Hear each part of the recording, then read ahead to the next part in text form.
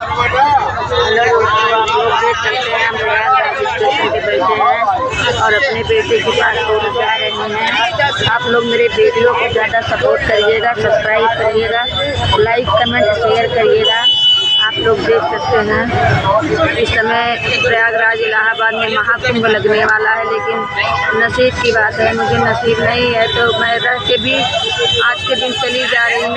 और जिसके नसीब में है वो दूर दूर से कहाँ से लोग महाकुंभ गंगा स्नान के लिए आएंगे, लेकिन जो जिसके नसीब में होगा वही होगा ना। तो आप लोग मेरे वीडियो को सब्सक्राइब करिएगा, लाइक कमेंट शेयर करिएगा और ज़्यादा से ज़्यादा मेरी वीडियो को फुल वॉच करके देखिएगा दोस्तों। आप लोगों को हमारा निवेदन है, आप लोग मेरी वीडियो को ज़्यादा से ज़्यादा शेयर करिएगा और लाइक कमेंट सब्सक्राइब करिएगा और मेरी वीडियो को फुल वॉच करके देखिएगा, भगाइएगा मत दोस्तों।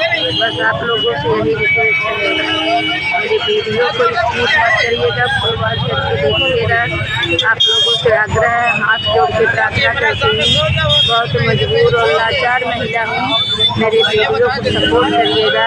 मैंने एक चैनल बना 1 साल मेहनत करके उस चैनल को मैंने छोड़ दिया, क्योंकि मेरे चैनल पे ना ही कोई व्यूज आए, ना ही मेरा वॉच टाइम बना। सब्सक्राइबर तो 1 साल में 1200 लोग हुए, 1 साल में। बताइए जिसका नसीब है, जिसका है वो उसके महीने भर में 2-2 लाख सब्सक्राइबर होते हैं और वॉच टाइम कंप्लीट व्यूज भी मिलियन में जाते हैं। लेकिन मेरी किस्मत हर जगह से फूटी हुई है ना, इसलिए मुझे कोई भाई सपोर्ट नहीं करता। भगवान तो मेरी किस्मत में आग लगाई ही है। इंसान को भी क्या पता है कि मैं बहुत मजबूरी से गुजर रही हूँ, बहुत दुख से गुजर रही हूँ। ये मेरी यूट्यूब फैमिली भी जानती है क्या मेरे बारे में, मुझे तो नहीं पता है कि मेरे भाई बहन बूढ़े बुजुर्ग मेरे बारे में जान रहे हैं। मुझे तो पता है सिर्फ भगवान मेरी परीक्षा की परीक्षा ले रहा है, वही परीक्षा लेता जा रहा है और हर परीक्षा में मैं फेल होती जा रही हूँ, क्योंकि परिवार से, धन से, बल से, सबसे मुझे हीन कर दिया। कोई चीज़ मेरे पास नहीं छोड़ा। मेरा 21 साल का बेटा को प्रभु ने ले लिया। मैं तो भगवान को कभी भगवान के ऊपर भरोसा ही नहीं कर सकती कि भगवान होते क्या है। बहुत मैंने पूजा, बहुत पाठ किया, बहुत दुआओं में अपने बच्चों के लिए दुआ मांगी परमात्मा से। दुआओं में भगवान ने मुझे यही दिया कि तुम जीवन भर अपने बेटे के लिए तड़पो और रो, बस इसके सिवा कुछ कर भी नहीं सकती हो तुम। सही बात, मैं तो एक इंसान हूँ नॉर्मल, मैं क्या कर सकती हूँ। मेरा बेटा पल भर में यूँ ही चला गया, मैं कुछ नहीं कर पाई, यहाँ तक कि मैं अपने बच्चे को देख भी नहीं पाई, मिल भी नहीं पाई। 8 साल से मैं दूर रह रही थी इलाहाबाद में, झाड़ू पोछा करके। हस्बैंड जी का दिमाग डिस्टर्ब रहता था, घर वाले बहुत ताने सुनाते थे। मैंने सब बच्चों को तो पाल दिया, लेकिन मैं इतना घर परिवार से तंग आ गई कि मैं घर छोड़ के निकल गई कि मैं जाऊँगी कहीं सुसाइड कर लूँगी, पर मैं सुसाइड नहीं की। मेरा मूड वहाँ से चेंज हो गया कि मैं 100 वर्ष का प्रेत बनूँगी, प्रेत आत्मा में भटकूँगी। इससे बेहतर है कि जब तक हाथ पैर चलेगा कहीं भी घरों में झाड़ू पोछा करके अपना जीवन काटूँगी। हो सकता है कभी मेरे बच्चे मुझे याद करें बुढ़ापे में कि मेरी माँ कहाँ है, ढूंढे और मुझे ले आए। यही सोच के मैं निकल तो गई, लेकिन ये मुझे नहीं पता था कि बहुत बड़ा घोर पहाड़ मेरे ऊपर टूटने वाला है। जिस बच्चे को मैंने अपने खून से सींचा था, अपना दूध पिलाया और दुख सुख से उसे पाला, सारी रात सोता था, घर के परिवार सोते थे, लेकिन एक माँ ऐसी होती है उस बच्चे के लिए पूरी रात जागती है। वो किसके कहे, क्योंकि उसे ममता है। उसने 9 महीने अपने गर्भ में रखा है, इतनी दर्द पीड़ा सह के उसने जन्म दिया है। अपनी सुंदरता त्याग देती है माँ, एक बच्चे को जन्म देने में सब कुछ भूल जाती है, पर अपना बच्चा नहीं भूल पाती। चाहे इंसान का बच्चा हो या जानवर का हो या पंछी का हो, बच्चा तो बच्चा, माँ तो माँ होती है, किसी की भी माँ हो। तो भगवान ने मेरे ऊपर बहुत बड़ा वज्र तोड़ दिया, उस वज्र से मैं उभर नहीं पा रही हूँ और मुझे ज़िंदगी भर घुट घुट के रोना है भाइयों। बस आप लोग मुझे सपोर्ट करिएगा, आप लोग मुझे मत रुलाइएगा। आप लोगों के भरोसे सोशल मीडिया पे आई हूँ, नाम तो नहीं ले लूँगी मैं, लेकिन एक दीदी हैं, उनका चैनल 1 महीने में मोनेटाइज हुआ। 1 महीने के अंदर में 1 लाख सब्सक्राइबर और 5000 वॉच टाइम घंटा पूरा हुआ।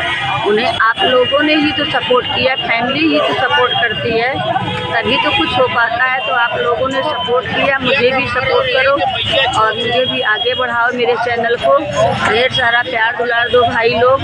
मैं बहुत मेहनत करती हूँ, मैं बहुत टूट चुकी हूँ, पैसे से बड़ी हूँ, परेशान लाचार हूँ। मुझे हार्ट की भी बीमारी है और अस्थमा भी है। डॉक्टर ने बोला कि हार्ट वाले डॉक्टर को और चेस्ट वाले डॉक्टर को दिखाओ, नहीं तो बहुत खतरे में तुम पड़ जाओगी, तुमको बहुत ज़्यादा प्रॉब्लम है। तो बट यही समझ लीजिए दोस्तों कि जब मेरे पास पैसे नहीं है तो मैं डॉक्टर के पास कहाँ से जाऊँगी। डॉक्टर की फीस और डॉक्टर की दवाई ये सब तो आपको पता है कि कहीं भी जाओ तो कोई डॉक्टर 1000 तो कोई 2000 फीस लेता है, कोई 500, कोई 600 और एक हफ्ते की दवाई 3-3, 2-2 हज़ार की देता है। तो आप बताइए, जब मैं 100 रुपये और 200 रुपये के लिए परेशान हूँ तो मैं 6000, 7000 रुपये कहाँ से लाऊँगी। हाँ, मेरी दवा परमानेंट चलनी चाहिए। डॉक्टर बोला कि अगर ज़िंदगी अच्छे से जीना चाहती हो तो परमानेंट अपना इलाज करो, नहीं तो तुम घुट घुट के ऐसे रहोगी और बहुत दिक्कत होगी तुम्हें हार्ट की भी शिकायत हो चुकी है, तुम्हारा हार्ट भी हमें लगता है कि हार्ट की भी पेशेंट बन गई हो। अस्थमा तो है ही है, अस्थमा में इतना ज़्यादा जकड़न आ जाती है। डॉक्टर ने MRI जांच बोला था, लेकिन जब मैं गई जांच कराने के लिए तो वहाँ से मैंने पूछा उनसे भैया से कि भैया कितना लगता है। तो भैया ने कहा कि मैं तुम्हारा 7000 में कर दूंगा, लेकिन 8000 रुपये MRI जांच का है।